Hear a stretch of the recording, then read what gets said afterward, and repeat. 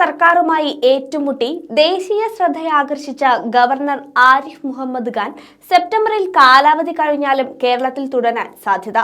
5 വർഷത്തെ കാലയളവിലേക്കോ അല്ലെങ്കിൽ രാഷ്ട്രപതിയുടെ പ്രീതിയുള്ളിടത്തോളമോ ആണ് ഗവർണർക്ക് തുടരാനാവുക. അതുകൊണ്ടാണ് കാലാവധി പൂർത്തിയാകും മുൻപ് കേന്ദ്ര സർക്കാരിന് അനഭിമിതരായ ഗവർണർമാരെ നീക്കം ചെയ്യാനാവുന്നത്. മുൻപ് നിരവധി ഗവർണർമാരെ ഇത്തരത്തിൽ നീക്കിയിട്ടുണ്ട്.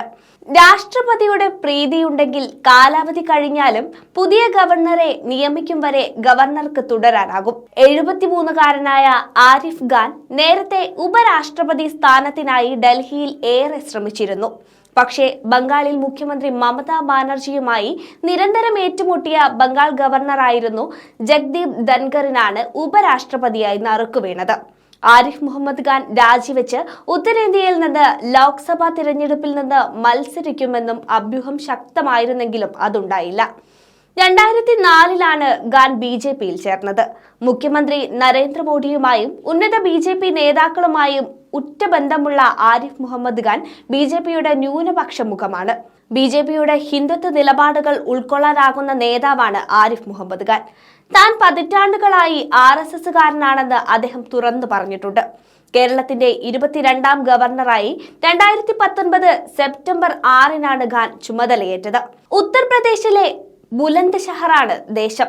പാർട്ടികൾ മാറി മാറി രാഷ്ട്രീയത്തിൽ 18 അടവും പയറ്റി തെളിഞ്ഞ നേതാവാണ് ഖാൻ. 26ാം വയസ്സിൽ UP നിയമസഭയിലെത്തിയ ഖാൻ ഉത്തർപ്രദേശിലെ പ്രായം കുറഞ്ഞ മന്ത്രിയാണ്.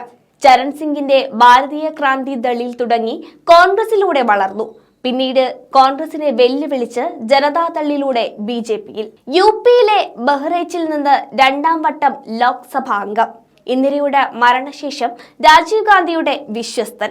ഷാബാനു കേസിൽ മുസ്ലിം വനിതകൾക്ക് ജീവനാംശം നൽകണമെന്ന സുപ്രീം കോടതി വിധിയെ പ്രധാനമന്ത്രി രാജീവ് ഗാന്ധി ആദ്യം പിന്തുണയ്ക്കുകയും പിന്നീട് മുസ്ലിം വ്യക്തി നിയമ ബോർഡിന്റെ വാദങ്ങൾ കേട്ട് മലക്കം മറിയുകയും ചെയ്തു. സുപ്രീം കോടതി വിധി മറികടക്കാൻ സർക്കാർ 1986 മുസ്ലിം വിവാഹമോചന സംരക്ഷണ നിയമം കൊണ്ടുവന്നു.